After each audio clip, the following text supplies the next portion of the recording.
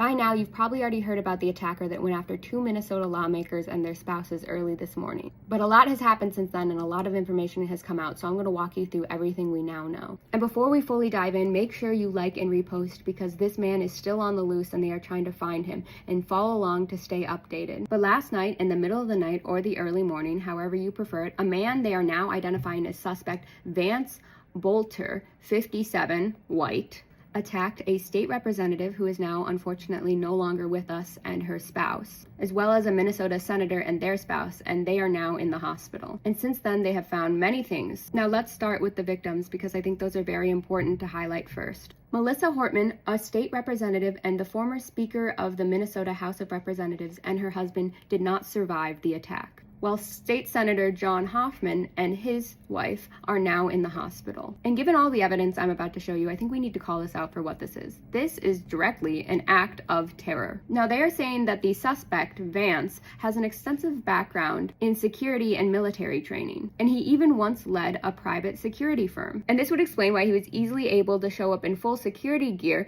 and impersonate law enforcement. A black Ford Explorer has also been towed away that had a license plate which read police and proper light bars on the top. Although the investigators have not discussed the SUV, they have said that the suspect drove a vehicle designed to impersonate law enforcement as well. And he also wore a latex mask. Now, whilst he was not registered formally to any party, a man who lived in the same house as him said that he had voted for Donnie. And in his vehicle, they found a manifesto and a list of about 70 potential targets. This included many politicians, doctors, community and business leaders, and locations for Planned Parenthood and other healthcare centers. And they also found this strange stack of papers that said "No Kings" all over his seats, which did lead to the cancellation of many No Kings events and the request for many of the speakers from the St. Paul one that I was at to stay home. Now, interestingly enough, he also had some vague ties to the victims. Vance had been appointed several times to the Workforce Development Board, where he served with John A. Hoffman. And a potential tie to Melissa Hortman is that Minnesota is a state with some of the strongest firearm regulation laws.